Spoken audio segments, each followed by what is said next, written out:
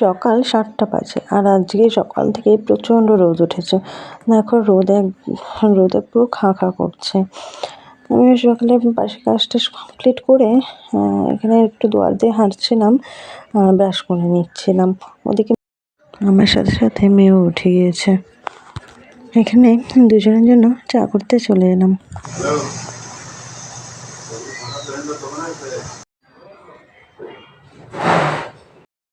কালকে কিছুটা ভাত ছিল, সেটাই ভাবছি আজকে, যেহেতু আজকে সোমবার, তো সেই জন্য তরকারিটা রাখিনি, ভাতটা আলাদা করে করা ছিল, তাই ভাতটা রয়ে গেছিলো। তো আমি ভাবছি এখন কি করব।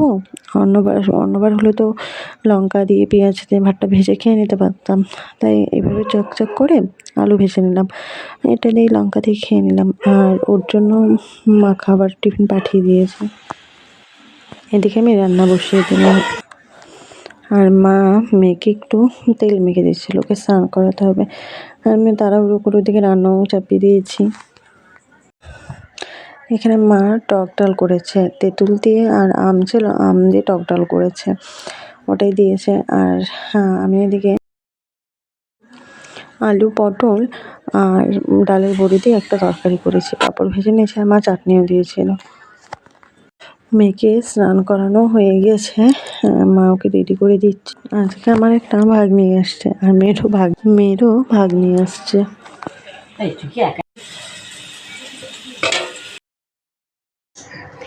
এই যে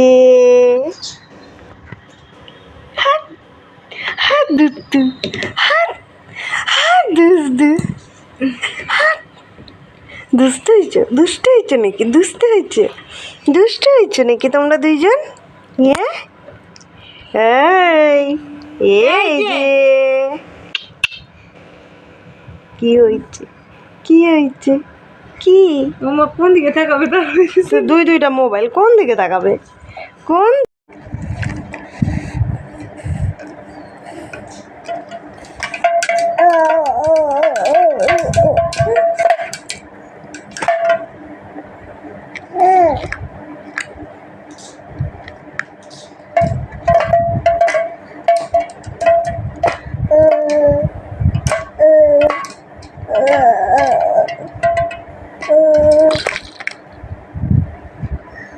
দেখো কুট্টি মাসি আর কুট্টি ভাগ্নি।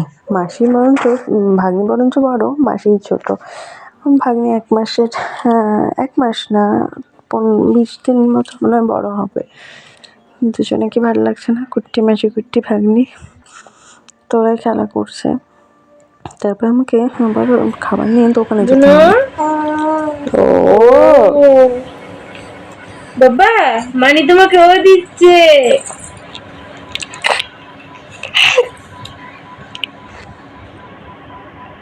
কই রে পরিটা কোথায় রে? কোথায় পরি? কোথায় দাদু? কোথায়? ইস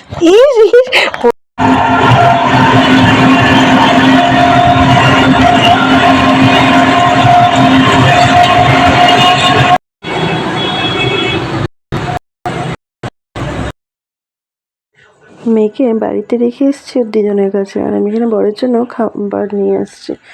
একটু ভাই একটু বাইরে গিয়েছিল, তাই আজকের খাবারটা আমাকেই নিয়ে যেতে হয়েছে। আর ও আবার সন্ধ্যাবেলায় বাড়িতে যাচ্ছিলো, একটু দরকার ছিল কাজে, তো আমার জন্য এখানে মোমো নিয়ে আসছে। তাই এ নিয়ে হাসাহাসি করছিলাম, গল্প করছিলাম যে তুমি খাবে কি না, নানান গল্প করছিলাম। আজকের ভিডিওটা আমি এখানেই এন্ড করছি। যদি আমার ভিডিও তোমাদের ভালো লাগে, লাইক করে দিও।